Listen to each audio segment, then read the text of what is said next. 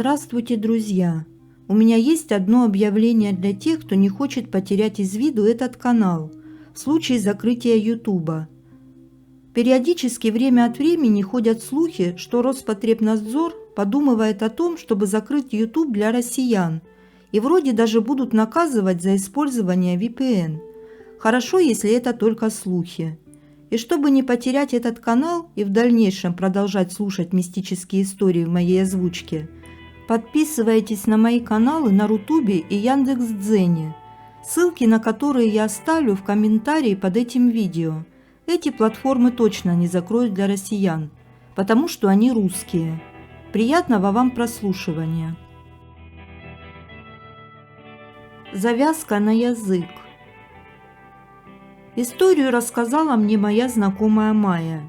За подлинность ее не ручаюсь. Очевидцем не была, просто показалась достаточно интересной. Приятного прочтения. Я заканчивала последний курс института, когда родители купили мне квартиру. Какое это счастье, не описать словами. Свое собственное жилище.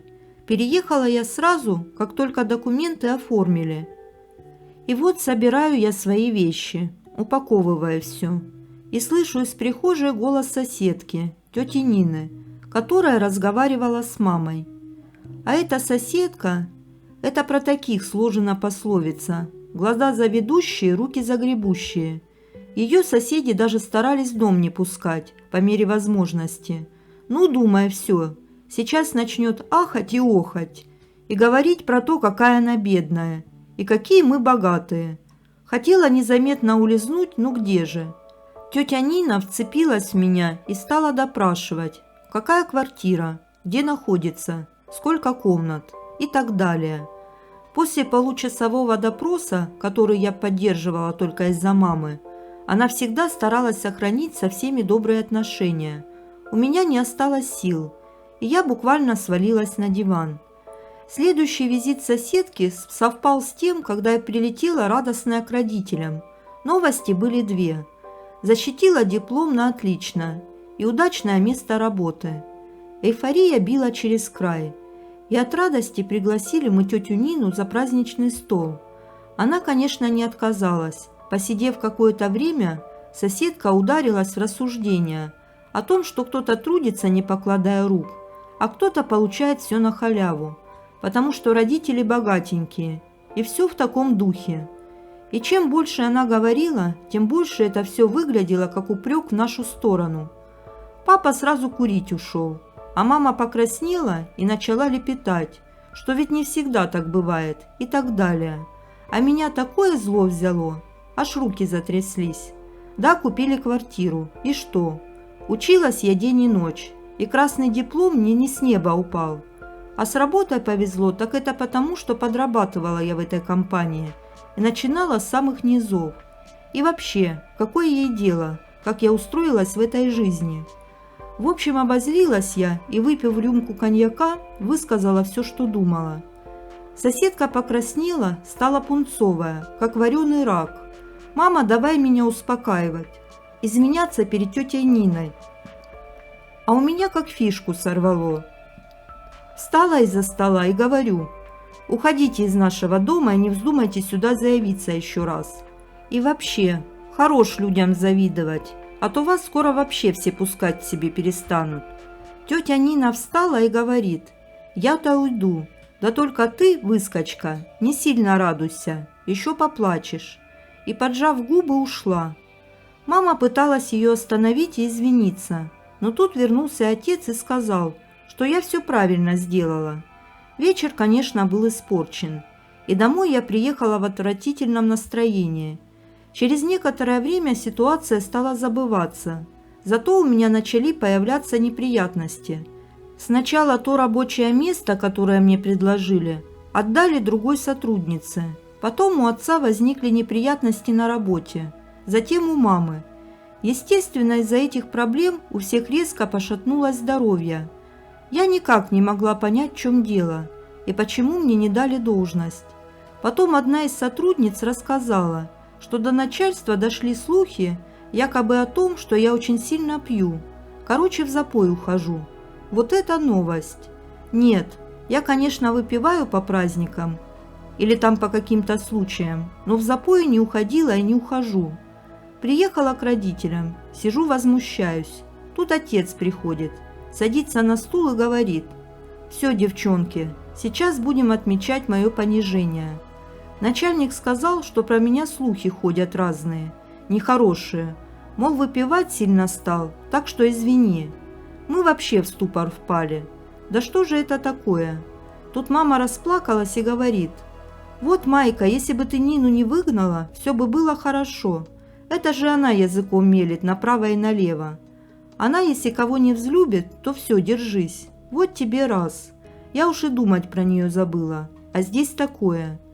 Тут отец начал кричать, что Майка все правильно сделала, и что Нинка это всем плешь проела. И вообще, начальник сам не знает, что хочет. Короче, опять ругань. Кстати, пообщавшись с соседями нашего и соседнего дома, я убедилась в том, что слухи действительно распространяет тетя Нина, которая при встрече со мной презрительно поджимала губы и демонстративно отворачивала лицо. Не знаю, чем бы закончилась наша история. Если честно, я и не думала обращаться к бабкам-деткам и всяким там колдунам, если бы не мой приезд моей бабушки Лизы, которая приехала в город в поликлинику. Она сразу обратила внимание на наш хмурый вид и стала спрашивать, что случилось. Естественно, все отмахивались, говорили, что все в порядке. Но бабушка человек старой закалки, своего добилась. Внимательно выслушав наш рассказ, она, помолчав, сказала: «Позовите эту соседку в гости, я с ней поговорю». Мы руками замахали, мол, как ее приглашать, из-за нее все и случилось. А бабушка настаивает. Короче, сдались мы, и мама пошла звать тетю Нину. Сели все за стол. Соседка сидит, на бабушку посматривает и молчит. Тут бабушка и говорит: «Вот что я хочу сказать тебе, Нина. Прекрати молоть языком направо и налево. Ничего в этом хорошего нет, только себе хуже сделаешь». Соседка чуть в обморок не упала, и как давай орать на всю квартиру, что только и не говорила. Я уж хотела осадить ее, но тут бабушка резко встала, быстро достала из кармана халата какую-то длинную нитку и как будто петлю на тетю Нину кинула. Да так ловко. Петля практически возле лица ее мелькнула, а не задела. Бабушка быстро что-то проговорила и замысловато завязала нитку. Все оторопели. Соседка стоит, глазами хлопает. Баба Лиза и говорит: «Значит так, Нина, завязала я твой язык поганый, теперь как захочешь какую-нибудь гадость сказать, так ты подумай хорошо. А если и дальше будешь продолжать болтать, то язык у тебя засохнет, вообще говорить перестанешь». Тетя Нина от злости чуть на бабушку не кинулась, да сдержалась, ушла от нас, изрыгая проклятие. После ее ухода мы к бабе Лизе кинулись. Что она сделала-то? Она вроде отнекивалась, а потом все-таки рассказала. Оказывается, это так называемая завязка на язык. Берется нить, лучше всего из овечьей шерсти, спряденная, и из нее делается петля, которую нужно кинуть на человека в момент его разговора. И вот тут начинается самое интересное. Петлю сворачивает определенным образом, так, чтобы потом быстро завязать узлом. И к тому же надо кидать очень аккуратно. Если задеть тело или одежду, то ничего не сработает. А дальше быстро говорится фраза, которая завязывает язык человека. Фразу бабушка сказала, но дело в том, что слова вроде бы и понятные, но сказать все вместе сноровка нужна. Причем тут тоже особенность. Хоть слово или букву скажешь неправильно, все, развязать обратно не получится. И что еще хуже, человек вообще онемеет, причем навсегда. Вот, допустим, слово «рот» произносится как «рота». И вот все слова искажены. Я, если честно, не особо в это поверила. Тем более бабушку Лизу знаю, как говорится, всю жизнь, и ничего подобного за ней не замечала. Ладно, поговорили, поудивлялись и дальше стали жить. Только через неделю заскочила я к родителям, а там тетя Нина сидит на кухне и плачет во весь голос. Оказывается, козни свои она не прекратила и слухом не попускалась. И вот через 3 дня после бабушкиного обряда заболел у нее язык. Сначала как иголочками покалывало, а на следующий день вообще караул начался. Язык покрылся каким-то налетом, во рту страшно сохло, и все болело. Врач, к которому обращалась тетя Нина, выписал какое-то полоскание, но оно не помогло. И теперь тетя Нина сидела у нас на кухне и заливалась слезами, умоляла бабу Лизу снять проклятие. Бабушка улыбнулась, достала нитку и развязала ее. «Иди, — говорит, — Нина домой, а завтра встанешь утром, и все пройдет. Теперь, я надеюсь, ты все поняла, и больше язык распускать не будешь». Тетя Нина закивала и, еле внятно извиняясь, уплелась домой. Я тут же к бабушке. «Научи, — говорю, — этому меня. Это же просто здорово так уметь языки завязывать. Никто и слова не посмеет сказать». А бабушка так глянула на меня, что я съежилась и говорит: «Знаешь что, ты свой язык тоже укороти, а то я тебе такую завязку сделаю, что мало не покажется. Ты, Майя, я смотрю, любишь порассказывать, что у тебя есть, чего добилась, и что еще хочешь. Так вот, запомни, чем похвалишься, без того и останешься. А слова я тебе не скажу. Ты вспыльчивая очень, а в гневе можно таких дел натворить, что за всю жизнь не отмолить. А Нина не только себе урок преподнесла, но и тебе тоже. Хвастайся поменьше, вот тебе мой совет». Бабушка развернулась и ушла в комнату, а сидеть осталась с открытым ртом. И вот вроде бы мне обидно должно быть, а я сижу и думаю, а ведь и правда, люблю я похвастать. Когда квартиру купили, я всем позвонила, всем рассказала. Только что встречным не говорила. И про работу тоже. Даже как-то стыдно стало. Ведь на квартиру я не заработала, а на практику в компанию меня папина знакомая устроила. Это уж я потом там пробиваться начала. Может, эта ситуация мне как предупреждение дана? Будешь много хвастать, всего лишишься. Не знаю. А в общем, все извлекли урок. И тетя Нина больше сплетни не распространяет. Да и как-то добрее стало. А я держу язык за зубами. И даже когда я нашла другое место работы, еще лучше, то просто сказала родителям, и все. Хотя не скрою, иногда мне хотелось позвонить бабушке и еще раз спросить про завязку, но что-то меня удерживало. А потом и спрашивать было не у кого. Умерла бабушка. «Цыганка в морге». Автор Курилка-дурилка. Источник сайт Фостор.ру. Поступила пожилая женщина, ориентировочно в полночь. Доставили нам ее привычным способом, труповозкой, буханка такая. За нее специалисты принялись не сразу. Как сказали, пусть пока согреется. Ну да ладно, пусть греется. Тут мне как раз надо было отгружать очередную партию тел в машину. И как-то я так забегался, что вспомнил про бабку только через пару часов. На это вскрытие мне пришлось напрашиваться, потому что случай, очевидно, был штатным. Таких сотни. На деле бабка скончалась во сне, тупо по старости. С кем не бывает. Бабка оказалась цыганкой. Это было очевидно и по фио ее, и потому, как она была одета. И по фенотипическим признакам, внешний вид по генотипу. Она была полностью черная, то есть волосы, глаза и брови были черными. На удивление, ногти тоже были черными, но не покрыты лаком. Она не была седой, хотя ей было где-то 96-100 лет, точно не помню. Так вот, первичный осмотр показал, что смерть наступила от остановки сердечной деятельности. Случай действительно штатный. От подобного умирает достаточно много пожилых людей. Но с самого начала нас постоянно что-то отвлекало и не давало сосредоточиться на ней. То Потана вызовут по телефону, то инструмент был не помыт, то растворы кончились. В общем, худо-бедно мы все-таки приступили к вскрытию.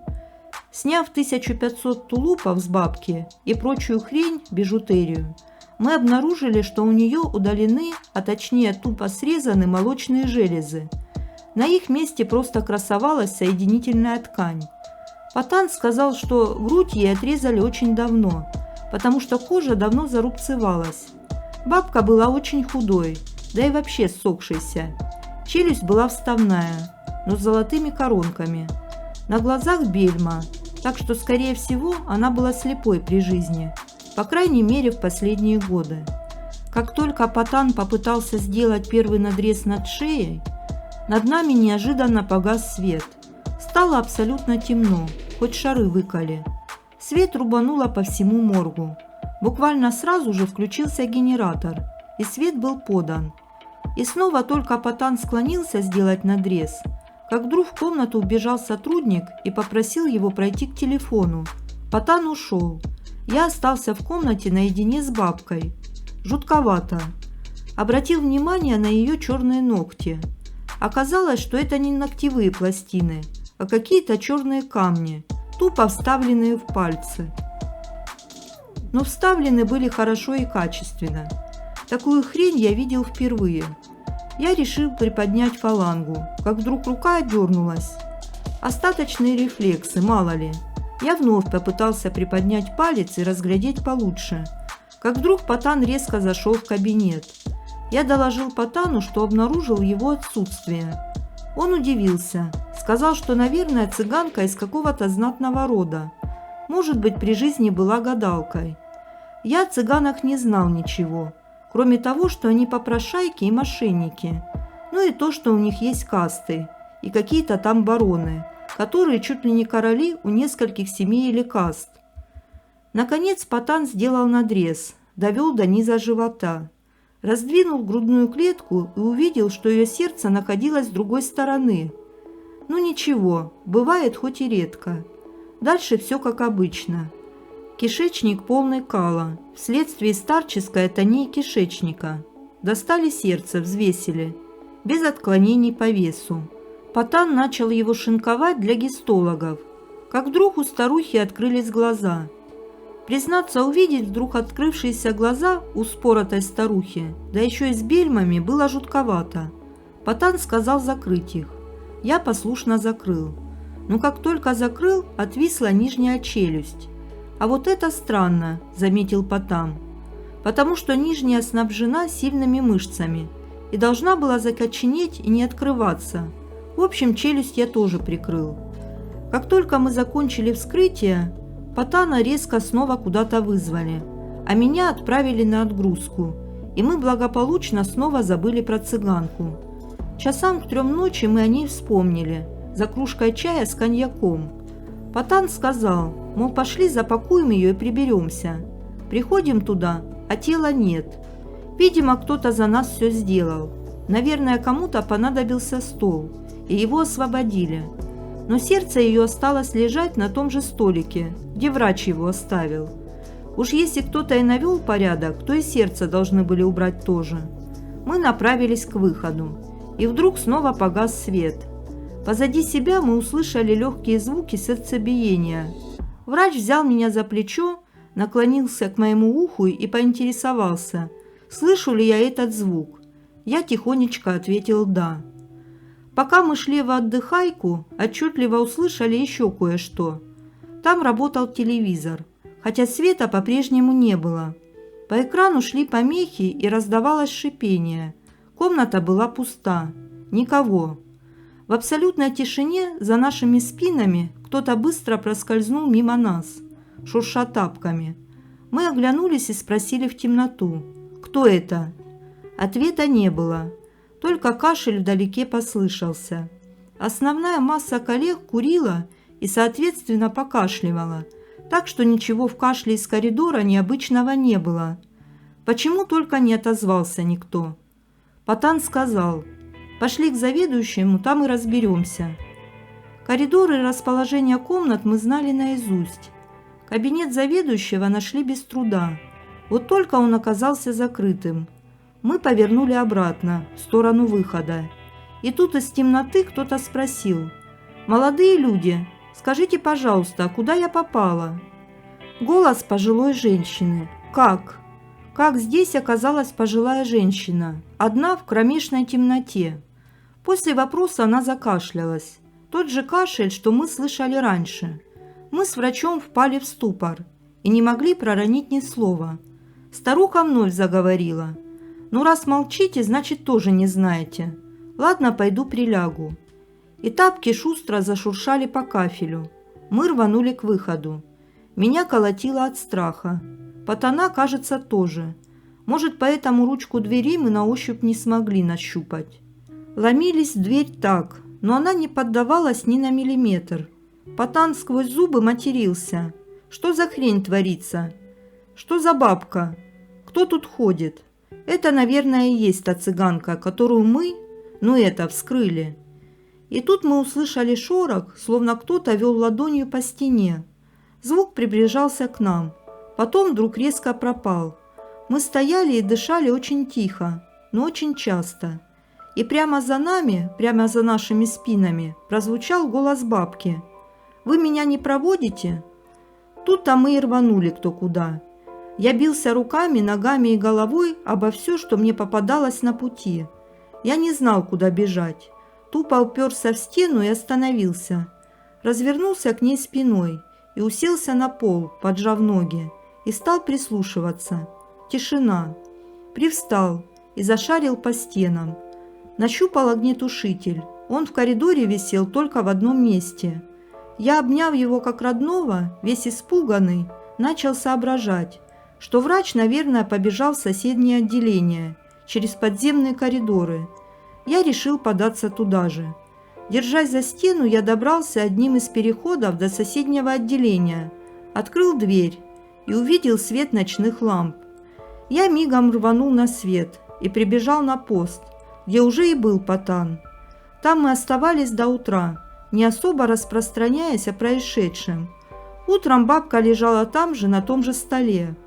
Правая ладонь ее руки была покрыта палью и звездкой, под ногтями ошметки облупившейся краски. Мы быстро ее запаковали и отправили с первой же машиной. После этого все вернулось на круги своя. Черный слизняк. Автор 3Q666. Иваныча я знаю с самого моего детства. Он всю жизнь работал слесарем-сантехником. Правда, сейчас он уже давным-давно на пенсии. И поведал он мне довольно жуткую историю. Произошло это одним прекрасным летом в пору капитального ремонта старых домов. Проводили они тогда капитальный ремонт в подвале одного старого дома, еще сталинской постройки. Нужно было произвести замену старых труб, задвижек и так далее. Все шло как положено. Завезли новые трубы, задвижки, перекрыли стояки и стали срезать полностью все старые трубы, как канализации, так и отопления. Когда срезали одну из канализационных труб, Иваныч заметил, что торчит что-то черное и скользкое. Сначала он подумал, что это обыкновенная тряпка и просто обычный засор. Он решил подойти и убрать, но при приближении он услышал жуткое шипение. Знаете, как будто змеиное, но не только. Как будто свистит сверчок и шипит одновременно змея. Какой-то чудовищный смешанный звук. Этот звук Иваныч не забудет никогда. Еще долгое время он снился ему в кошмарах. Ухватив резиновой перчаткой за эту якобы тряпку, он потянул вниз. Но не тут-то было. С молниеносной силой это нечто, эта черная тварь, рванула вверх по остатку трубы, чуть не оторвав ему руку. Иваныч сильно поранился об острый край трубы. У него на всю жизнь остался шрам на руке. Помимо него это зловещее свистящее шипение слышали и другие работники. Прошло столько лет, а Иваныч так и не поймет, что же это была за тварь, что за мерзкий черный слизняк. В том, что это была не крыса, Иваныч просто уверен. Уж кого-кого, а этих-то он повидал в подвалах немало.